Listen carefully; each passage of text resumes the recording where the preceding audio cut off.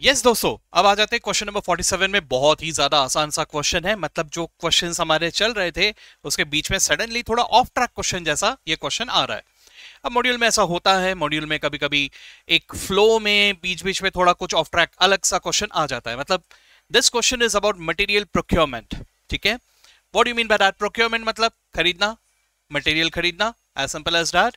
ठीक है, अब हमने ये मेरे ख्याल से पढ़ा हुआ है ना, मटेरियल परचेज बजट ऑलरेडी हो चुका है, तो उसे यहां दोबारा डालने का पता नहीं क्या लॉजिक है, लेकिन ठीक है, जो है सो है। क्वेश्चन को जरा देखते हैं। इसमें सिर्फ एक एरिया है जहां पर थोड़ा आपको कंफ्यूजन आ सकता है कि सर ऐसे में क्या करना, तो वही मैं आपको समझाने की पूरी कोशिश करता हूं। चलिए देखते हैं। So illustration number 47, what it says, draw a material procurement budget quantitative. What do you mean by this? Quantitative मतलब सिर्फ क्वांटिटी यानी यूनिट्स के बेसिस में आपको बजट बनाना है। मतलब बजट दो तरह से बन सकते हैं, एक तो मटेरियल कितना क्वांटिटी खरीदना है, दूसरा उनका मॉनेटरी अमाउंट क्या है multiplied by rate, what is the price, है ना। तो ठीक है, अब यहां पर आपको सिर्फ और सिर्फ यूनिट्स के बारे में पूछा गया है, हमारे लिए अच्छी बात है ना। चलिए देखते हैं। तो अब मुझे क्या दिया हुआ है, मुझे दिया है estimated sales of a product is 40,000। देखो बेटा, जब सेल्स दिया हो मतलब समझ जाना this is not raw material, this is finish goods. ठीक है, तो आप लोग समझने की कोशिश कीजिए। जैसे मान के चलिए फिनिश गुड्स इज बिरयानी, तो उसके लिए one of the raw material is basmati rice, right. तो भैया raw material basmati rice, finish goods biryani, समझ रहे हो मेरी बात। तो सर जी जब सेल की बात कर रहे हैं वो बिरयानी की बात कर रहे हैं, लेकिन ये हमें जो बजट बनाने के लिए कह रहे हैं वो बासमती राइस के लिए कह रहे हैं, समझ रहे हो, रॉ मटेरियल के लिए। ओके, तो सर ये सेल्स जो दिया है ये फिनिश्ड प्रोडक्ट का है। ठीक है, okay. Each unit of the product requires 3 units of raw material A and 5 units of raw material B. अब आप समझने की कोशिश कीजिए, एक प्लेट बिरयानी के लिए एक ही राइस लगता है, ऐसा नहीं कह सकते ना भाई कुछ ग्राम्स राइस लगेंगे या कुछ और भी चीजें जो भी हमें लग रहा है, वो सबका एक एक क्वांटिटी होता है, करेक्ट। तो यहां वही हमें रेशियो दिया है कि फिनिश गुड्स बनाने के लिए कितना रॉ मटेरियल लगेगा। ठीक है, तो एक यूनिट फिनिश गुड्स बनाने के लिए 3 यूनिट्स रॉ मटेरियल ए के लगते हैं और 5 यूनिट्स रॉ मटेरियल बी के लगते हैं। ठीक है सर, अच्छा है, काम में आएगा ये मेरे। इसके बाद मुझे दिया है opening balances of finish product. उसके अलावा जो दोनों रॉ मटेरियल है इन दोनों के भी मुझे ओपनिंग स्टॉक दिया हुआ है। ठीक है, ओके। इसके अलावा अगर आप यहां देखें ध्यान से, तो this is the main area in this question. Opening stock of raw material on order, material on order ऐसा करके कुछ दिया है, और यहां सिर्फ रॉ मटेरियल ए और रॉ मटेरियल बी के बारे में कहा गया है। अब ये क्या होता है सर? देखिए, इसका मतलब ये हुआ कि हमारे पास ये हमारा गोडाउन है जहां पे रॉ मटेरियल ए और रॉ मटेरियल बी रखा हुआ था। यहां अभी भी कितना रखा हुआ है ये मुझे इस पॉइंट में दिया हुआ है।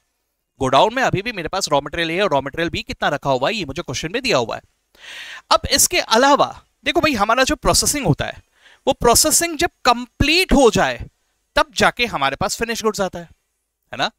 तो भाई हमारे पास ये 7,000 और ये 11,000 यूनिट्स ऐसे हैं जिनमें प्रोसेसिंग शुरू तो हो गया लेकिन कंप्लीट नहीं हुआ, है ना। सो this is semi finish, WIP जिसे हम लोग कहते हैं, है ना। तो सर रॉ मटेरियल ए और रॉ मटेरियल बी का ये प्रोसेसिंग में भी है अभी कुछ अंडर प्रोसेस जो अभी तक कंप्लीट नहीं हुआ। ठीक है, तो सर अब मैं इसे क्या करूं? वैसे तो हम लोग WIP करके अलग से स्टॉक काउंट कर लेते हैं, लेकिन अभी आपको क्या करना है, आपको यहां पर इन स्टॉक को भी रॉ मटेरियल ए और बी के ही स्टॉक में काउंट कर लेना है।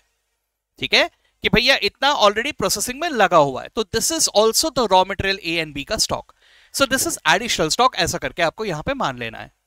ठीक है, ओके।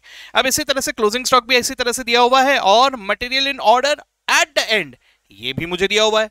तो समझने की कोशिश कीजिए, मेरा closing stock of raw material A will be this 15,000 plus this 8,000 यानी 23,000।